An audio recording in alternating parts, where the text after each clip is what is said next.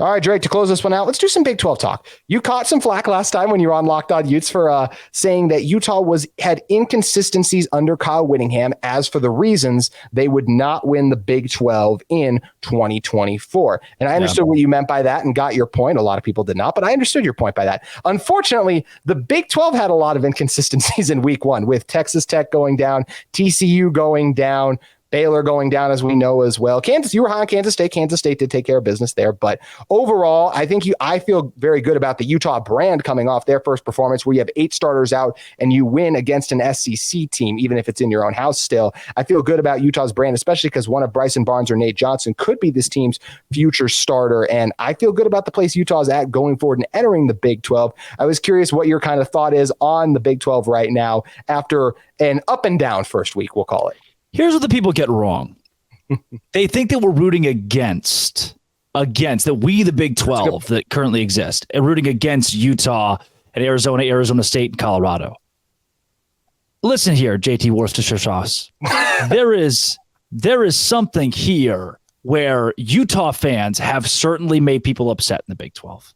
And guess what? Deservedly so. Because some of the things Utah fans have done, you go, oh, can't do that. Can't say that. Shouldn't do that. And it doesn't represent the whole. I think on the whole, Utah fans are spectacular. They are so passionate and great. I love Utah fans. And I love that Utah beat Florida. I love that Colorado beat TCU. It shows they're going to a Big 12 team beat TCU this week. Like what? Mm-hmm. Why would be upset? Coach Prime, Deion Sanders coaches in the Big 12. Why would I be upset with that? Arizona State and Arizona, I think, are lost causes, at least for the time being. And I'm sure you wouldn't disagree with that. But Utah is still a massive brand coming into the Big 12. But you want to talk about them beating Florida? They weren't the darlings. Everybody forgot pretty quickly about Utah by 5 p.m. on Saturday because you know who they're talking about, and you literally cannot deny it. It's Deion Sanders. Absolutely. Now, And I want you to, somebody's going to get mad at that. But look, you're competing with a guy who played both ways, with prime time, with a guy who's got his own 30 for 30. There's no getting around who Deion Sanders is and what he's doing right now. He's going to be the star of the show. More than the Utah Utes, more than any single personality in college football, it is Deion Sanders. So when I said that Utah was the power team, the big brand coming into the Big 12, I think what Deion Sanders proved on Saturday is he's not just the biggest brand in the Big 12, but if he continues to win the way he's winning, he's going to be the biggest brand in college football, possibly by the end of year 1, if it continues at this rate. I mean, the highest viewed game of this year could very well be when Deion Sanders takes on USC, right, Drake? The star power that Deion Sanders has, like right now, the Travis Hunter, all of that as well in general.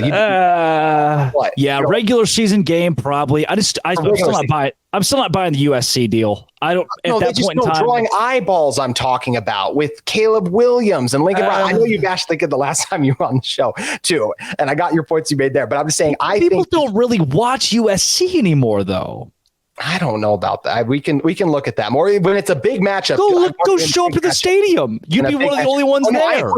I agree with that, but that's the same problem with UCLA. Yet they're the one getting the Big Ten invite, right? Because their brand is so much bigger than what they average in attendance overall. But I get what you're saying. We can both agree. You can keep your brand. I'd rather be Utah right now. Yes. I'm with you there too. And also I think you make a great point on Deion Sanders. As much as I love Utah right now, they're not going to be able to compete with just Deion's going to draw more. Nobody can. Right, it's not Utah's fault. No, it's Deion Sanders' fault. It is Deion Sanders. And, Deion being the head coach of Colorado just obviously brings so much to that program. Utah's head coach, Kyle Whittingham, obviously draws a lot of headlines when he comments on BYU, as any coach does in the rivalry. He was on a radio show overall, and he recently, Spence Checkett's hosted ESPN 700. It's their afternoon show. And he was asked. Which I will be on today. Oh. Today's Friday today. So love the show. Love those guys. Also love Kyle Whittingham. Please continue. 9:30 Central. So if you're seeing this, 9:30 a.m. So, okay, there you go. So make sure you guys check it out to check in with Drake on Spence's show. But going back to that, he had Kyle Whittingham on his show, and the comment he made was he was asked about BYU joining the conference, and he decided to discuss the fact that college football is ever changing, and he's not sure if it's going to stay. And in some ways, had said the rivalry had lost a little bit of its kind of shine because they weren't in the same conference anymore, which I thought you did a fair point of pointing out. But they had throughout the rest of the interview before that been talking about how just college football is ever changing in the conference landscape. And I think that was why he brought it up. I did not get the sense in listening to that Kyle Whittingham, who has dominated BYU since becoming the head coach of the Utah football program, is scared to play the Cougars.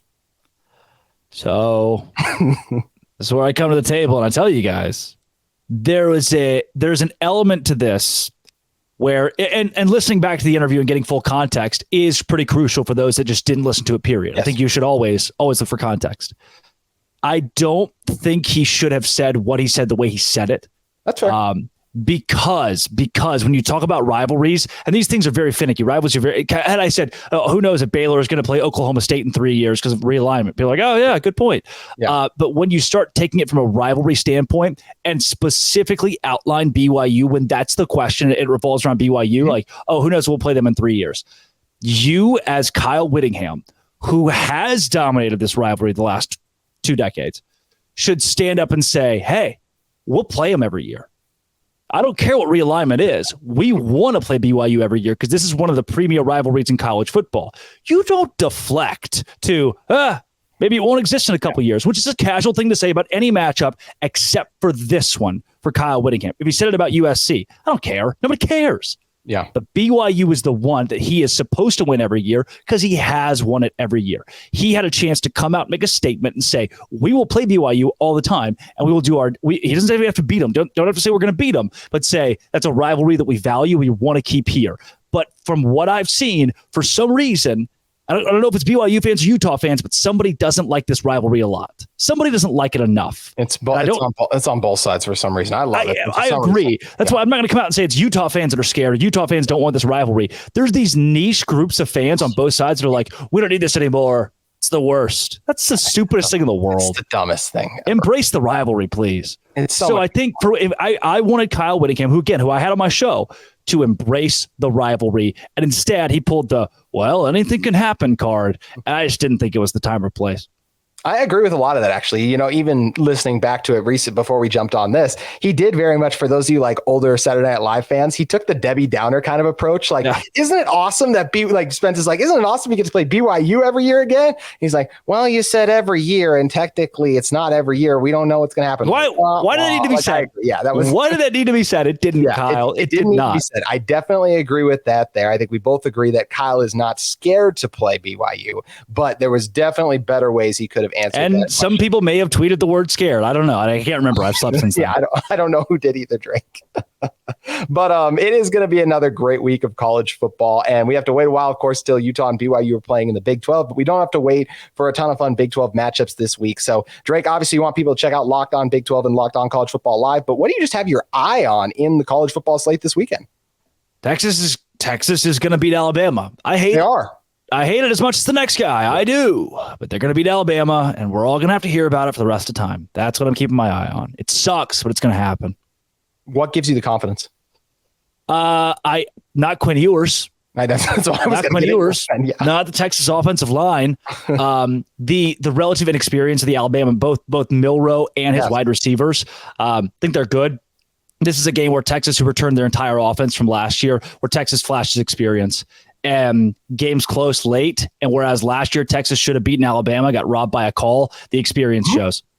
If Quinn Ewers was to somehow have a great performance like this, and he got overdrafted, let's say, I hope he's a really good NFL quarterback, but if that's what happened, we'd all go, that dang Alabama game, everyone got tricked into it by Quinn Ewers. So it's going to be fun to see how it all plays out. It's going to be great to see how Utah versus Baylor. We even got NFL. Football is back all the way. Make sure you guys check out Drake at Drake Ctol on Twitter. Or block me. While you can. or block him as well. But he, like you said, a lot of positive stuff here about Utah as well. I think he won some people over, Drake. It's not the narrative they'll write. They won't write the story that I'm Alexander Hamilton. They hate I'll be forgotten by history for hundreds of years. And then one day, one Utah fan will realize he was an ally. Yeah, you're right. It probably will take 100 years, though. You're not wrong in that regard. But Drake, appreciate you joining us. Thanks, JT. Always a pleasure, man. I love your show and all the stuff you do. And dude, if Utah wins this weekend, I won't be shocked. There, yeah, I won't be shocked either. And I think you do a great job with everything as well. So looking forward to more collabs in the short future with Locked On Big 12. That's going to do it for this week of Locked On Utes. Enjoy Utah taking on Baylor. And we'll be back with you reacting to that and so much more on Monday.